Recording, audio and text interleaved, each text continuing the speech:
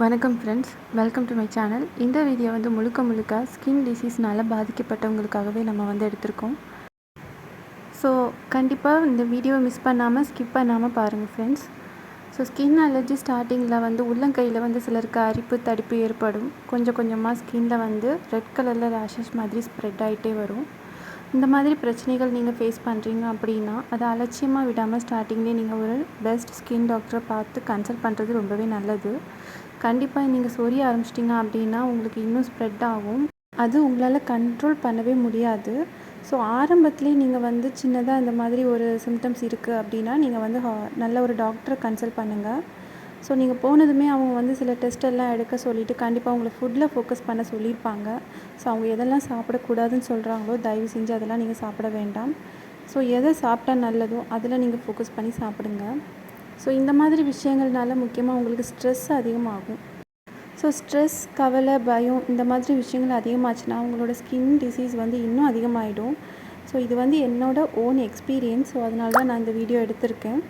So நீங்கள் வந்து இந்த ஸ்ட்ரெஸ்ஸில் இருந்து உங்களை ஃபஸ்ட்டு ப்ரொடெக்ட் பண்ணணும். ஸோ கண்டிப்பாக அதுக்காக நீங்கள் கொஞ்சம் மெடிடேஷன், எக்ஸசைஸ் இந்த மாதிரி விஷயங்களை ஃபாலோ பண்ணுற மாதிரி இருக்கும். அந்த மாதிரி பண்ணால் மட்டும்தான் உங்கள் மைண்ட் வந்து கொஞ்சமாவது ரிலாக்ஸ் ஆகும்.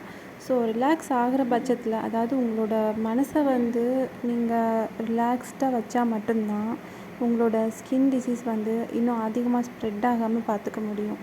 ஸோ கால்லேருந்து உள்ளந்தலை வரைக்கும் ஸ்ப்ரெட் ஆகாமல் நீங்கள் வந்து ப்ரொடெக்ட் பண்ணணும்னா ஃபஸ்ட் கண்டிப்பாக நீங்கள் வந்து நல்லா மெடிடேஷன் பண்ணணும். ஸோ மெடிடேஷன் வந்து சிலருக்கு நம்பிக்கையே கிடையாது. ஸோ மெடிடேஷன் பண்ணால் நம்மளுக்கு வந்து டிசீஸ் குறையும் அப்படின்றது வந்து மேக்ஸிமம் நிறைய மக்களுக்கு வந்து நம்பிக்கை இல்லைன்னு தான் சொல்லுவேன். அண்ட் நம்பிக்கை இல்லைங்கிறத விட அதில் ஒரு இன்ட்ரெஸ்ட்டும் இல்லை. பட் இந்த மாதிரி பிரச்சனை இருக்கிறவங்களுக்கு கண்டிப்பாக மெடிடேஷன் வந்து கை கொடுக்கும். அண்ட் நீங்கள் வந்து ஃபுட்டில் கண்டிப்பாக ஃபோக்கஸ் பண்ணுங்கள். அண்ட் தலையில் வந்து நிறைய பாரத்தை ஏற்றுக்காதீங்க. இனிமேல் நம்மளால் இதிலேருந்து மீளவே முடியாதுங்கிற எண்ணமும் உங்களுக்கு வேண்டாம். கண்டிப்பாக மெடிடேஷன் பண்ணுங்கள். மெடிடேஷன்னா சும்மா கண்ணை மூடிட்டு இருக்கிறது இல்லை.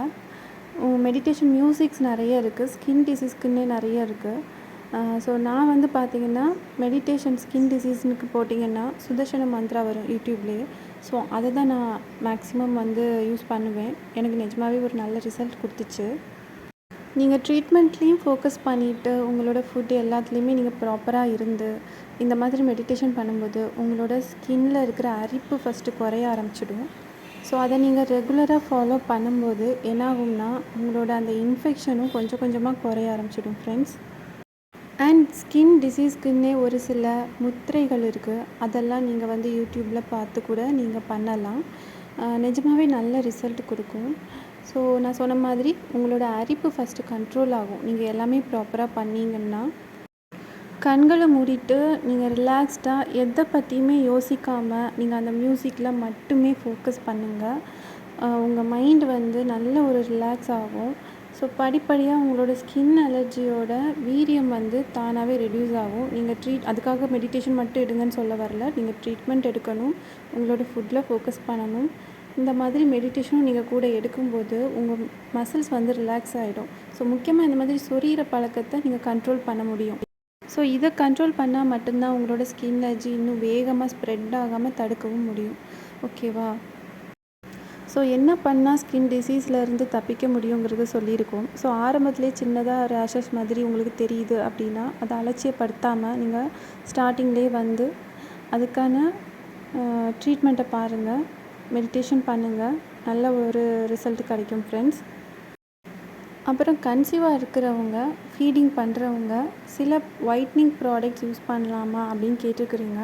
ஸோ எனக்கு தெரிஞ்ச விஷயத்த நான் சொல்கிறேன் ஃப்ரெண்ட்ஸ். நீங்கள் வந்து சில ப்ராடக்ட்ஸை வந்து அந்த டைமில் யூஸ் பண்ணுறதை ரெடியூஸ் பண்ணலாம். நேச்சுரல் ரெமடிஸ் மட்டுமே நீங்கள் யூஸ் பண்ணுறது ரொம்பவே நல்லது. ஏன்னா சில ப்ராடக்ட்ஸ்னால் குழந்தைய வந்து இந்த மாதிரி பாதிக்கும். ஏன்னா குழந்தைங்களுக்கே வந்து இந்த மாதிரி பிரச்சனை, ஸ்கின் ப்ராப்ளம் வந்து நிறையவே வரும்.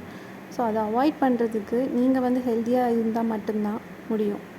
உங்களோட ஸ்கின் ஒயிட் ஆகணும், கருப்பாகுது கன்சீவாக இருக்கும்போது அந்த மாதிரி பிரச்சனை வருது அப்படின்னா தயவு செஞ்சு நீங்கள் வந்து நலங்கு மாவு யூஸ் பண்ணுங்கள். அதில் வந்து உங்களோட பிக்மெண்டேஷன் கொஞ்சம் கொஞ்சமாக குறையும். ஸோ நம்ம வந்து பொதுவாக வெப்சைட்டில் இருக்க ஆடை பார்த்துட்டு நம்பி நம்ம வந்து எதையும் வாங்க வேண்டாங்கிறது என்னோடய கருத்து. நம்மளோட சேனலில் போடுற ப்ராடக்ட் ரிவ்யூ எல்லாமே வந்து பார்த்திங்கன்னா அது ஒர்க் ஆகுதா இல்லையாங்கிறத நீங்கள் தெரிஞ்சுக்கணுங்கிறதுக்காக தானே தவிர்த்து எந்த ப்ராடக்ட்டுமே நம்ம வந்து வாங்குங்கன்ட்டு சஜஸ்ட் பண்ணுறதே கிடையாது ஃப்ரெண்ட்ஸ். ஏன்னா உங்களோட ஸ்கின் வந்து என்ன டைப்னு உங்களுக்கு தான் தெரியும். அது இல்லாமல் ஸ்கின் டிசீஸ் இருக்கிறவங்க இந்த மாதிரி ப்ராடக்ட்ஸை வந்து நீங்கள் யூஸ் பண்ண வேண்டாம். அது யூஸ் பண்ணால் சரியாயிடும்னு நீங்களாம் எதையுமே வாங்கி யூஸ் பண்ணாதீங்க. தயவு செஞ்சு நல்ல ஒரு டாக்டர் கன்சல்ட் பண்ணி அவங்க சொல்கிறத மட்டுமே நீங்கள் ஃபாலோ பண்ணுங்கள்.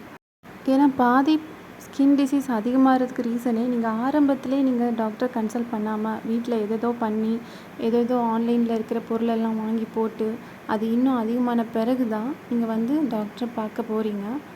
அது இல்லாமல் டாக்டர் கொடுக்குற மாத்திரையை சாப்பிட்டா போதும், நம்ம இஷ்டத்துக்கு நம்ம ஃபுட்டை சாப்பிட்லாம் அப்படி நீங்கள் நினச்சாலும் தயவு செஞ்சு அந்த மாதிரி பண்ணாதீங்க. ஏன்னா நீங்கள் வந்து அவங்க சாப்பிடக்கூடாதுன்னு சொல்கிறத சாப்பிட்டுட்டு அந்த டேப்லெட் சாப்பிடும்போது உங்களுக்கு எந்த ஒரு பிரயோஜனமும் இல்லை. உங்கள் ஸ்கின் பிரச்சனை இன்னும் ஜாஸ்தியாக தான் ஆகும். ஸோ கொஞ்ச நாளைக்கு உங்கள் மைண்டை கண்ட்ரோல் பண்ணுறதுக்கு மெடிடேஷன் பண்ணுங்கள்.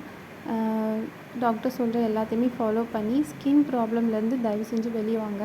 அண்ட் ஸ்கின் ப்ராப்ளம்ங்கிறது ஒன்ஸ் வந்துடுச்சுன்னா அது லைஃப் லாங் இருக்கும். நம்ம கண்ட்ரோல் பண்ணுறதுல தான் இருக்குது. ஸோ அதுக்காக தான் நம்ம வந்து மைண்டை ரிலாக்ஸாக வச்சுக்கோங்க, மெடிடேஷன் பண்ணுங்கள், ஃபுட்டில் ஃபோக்கஸ் பண்ணுங்கன்னு சொல்கிறோம். ஸோ பிடிச்சதை வந்து நீங்கள் எப்போயாச்சும் சாப்பிட்லாம். பட் கண்டினியூவாக நீங்கள் அவங்க சாப்பிடக்கூடாதுன்னு சொல்கிறது சாப்பிடும்போது உங்களோட பிரச்சனையை வந்து உங்களால் கண்டிப்பாக கண்ட்ரோல் பண்ண முடியாது ஃப்ரெண்ட்ஸ். ஓகே ஃப்ரெண்ட்ஸ், இந்த வீடியோ உங்களுக்கு யூஸ்ஃபுல்லாக இருக்குன்னா மறக்காமல் என்னோட சேனலை சப்ஸ்கிரைப் பண்ணுங்கள், லைக் பண்ணுங்கள் அண்ட் ஷேர் பண்ணுங்கள்.